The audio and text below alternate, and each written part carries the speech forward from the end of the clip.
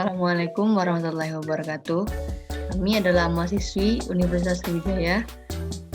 Dalam rangka menyelesaikan tugas probab, kami membuat kuesioner dengan 2 judul. Yang pertama, kuesioner kesadaran mahasiswa-mahasiswi Universitas Sriwijaya terhadap dampak pencemaran lingkungan. Yang kedua, kuesioner kesadaran mahasiswa atau mahasiswi Universitas Sriwijaya terhadap pentingnya memilah sampah. Baiklah, berikut adalah laporan yang telah kami buat mengenai kuesioner yang telah kami buat. Kami memilih 4 bab di dalam laporan ini, yaitu pendahuluan, metode penelitian, hipotesis, dan juga kuesioner. Yang pertama, kami membahas tentang latar belakang masalah. Di sini, melihat kondisi lingkungan saat ini, maka kami melakukan penelitian ini untuk mengetahui kesadaran mahasiswa atau mahasiswi Universitas Sriwijaya terhadap pentingnya menjaga lingkungan. Kemudian ada hipotesis. Dari data yang kami dapatkan, masih ada orang yang tidak memiliki kesadaran terhadap pentingnya menjaga lingkungan. Kemudian ada bab 2, yaitu metode penelitian. Sumber dan jenis data yang kami gunakan dalam penelitian ini adalah data primer. Data primer diperoleh dengan survei dengan Google Form. Teknik pengumpulan data. Pengumpulan data dilakukan dengan cara memberikan kuesioner dari Google Form yang berisi 21 pertanyaan dengan 2 judul yang berbeda. Yang pertama yaitu kesadaran mahasiswa-mahasiswi Universitas Sriwijaya terhadap pentingnya memilah sampah, 11 pertanyaan. Dan juga judul yang kedua adalah mahasiswa-mahasiswi Universitas Sriwijaya terhadap pencemaran lingkungan, yaitu 10 pertanyaan. Kemudian ada populasi dan sampel. Populasi dalam penelitian ini yaitu mahasiswa-mahasiswi Universitas Sriwijaya Palembang dan mengambil sampel sebanyak 36 orang dari jurusan golongan Saintek dan 7 orang dari jurusan golongan Sosku. Dalam analisis data, kami melakukan 3 pengujian, yaitu uji validasi, uji reliabilitas, dan juga uji hipotesis. Kemudian di bab ketiga yaitu hipotesis. Pada bab ketiga ini kami akan menjelaskan tentang uji hipotesis, yaitu mengenai kontingensi dan juga non-kontingensi. Pada kontingensi, kami melakukan uji Chi-square dan menggunakan 11 pertanyaan dengan judul kesadaran mahasiswi dan mahasiswa Universitas Sriwijaya terhadap pentingnya memilah sampah. Dan untuk non-kontingensi, kami akan menggunakan uji T-test karena sampel yang diambil kurang dari 30 responden. Dan akan menggunakan 10 pertanyaan dengan judul kesadaran mahasiswa dan mahasiswi Universitas Sriwijaya terhadap pencemaran lingkungan. Kemudian ada bab 4 yaitu kuesioner. Langkah-langkah membuat kuesioner yaitu kami membagikan kuesioner melalui Google Form, kemudian nanti diisi dengan responden. Dan yang kami dapatkan adalah 43 responden. Untuk melakukan uji hipotesis, sebelumnya kami melakukan uji validasi terlebih dahulu. Uji validasi untuk menguji sejauh mana ketepatan atau kebenaran suatu instrumen sebagai alat ukur variabel penelitian. Berikut adalah rumus dari uji validasi.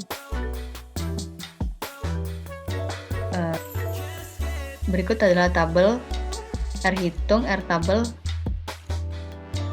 dan melihat valid atau tidak validnya pertanyaan tersebut. Satu pertanyaan valid atau tidak adalah dengan membandingkan R hitung dan R tabel.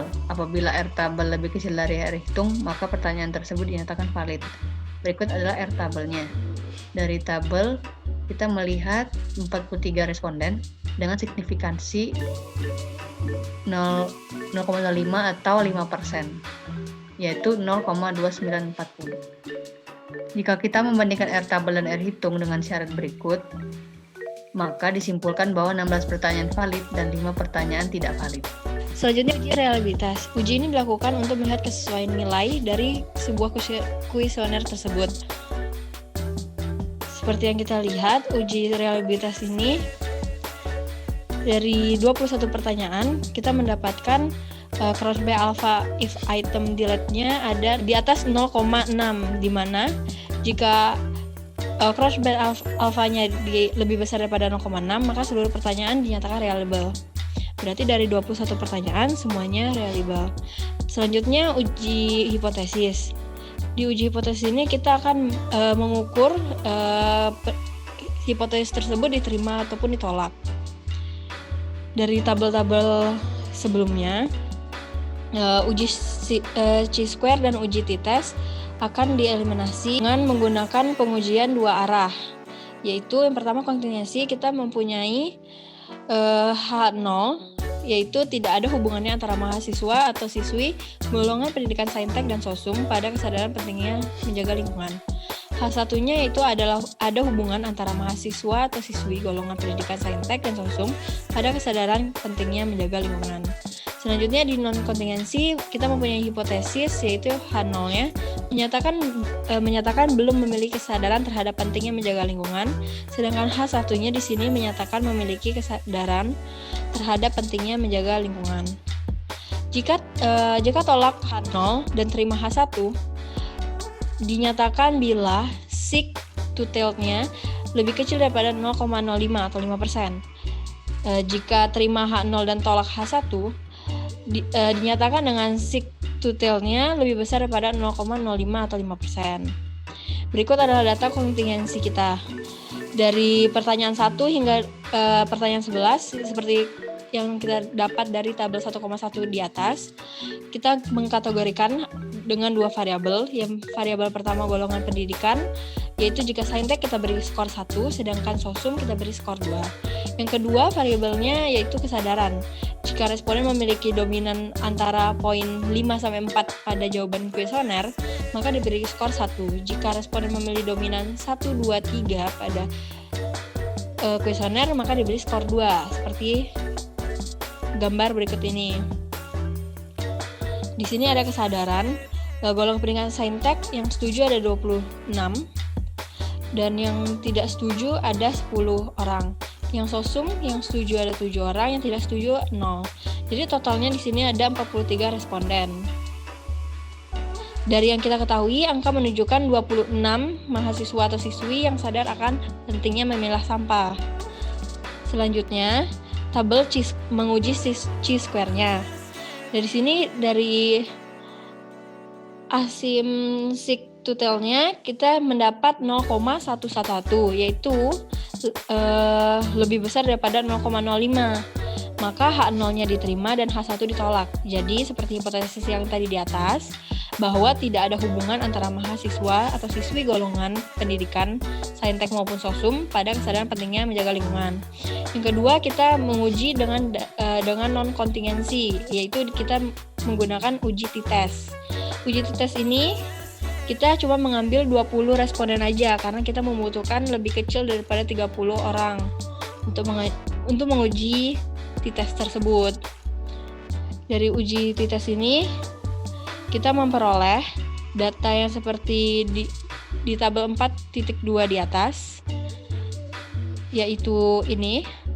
Di sini kita mendapat seek-nya 0,906, yaitu lebih besar daripada 0, maka dapat diartikan variansnya data kelompok tersebut sosum maupun saintek adalah homogen atau sama. Penafsiran tabel output independent sample test di atas berpedoman pada nilai equal. Jadi di mana yang kita tahu seek to tell-nya sebesar 0,790 lebih besar daripada 0,05, maka diperoleh H0 diterima dan H1 ditolak. Di mana kondisi yang seperti hipotesis awal tersebut, ketika H0 itu ditolak, maka rata-rata mahasiswa memiliki kesadaran akan pentingnya lingkungan. Ini total yang kita peroleh tadi 0,790. Jadi kesimpulan kita pada kuesioner kali ini dan laporan kali ini berdasarkan data yang terkumpul terhadap 43 responden ditarik kesimpulan bahwa yang pertama, rata-rata kebanyakan orang sadar terhadap kondisi lingkungan saat ini.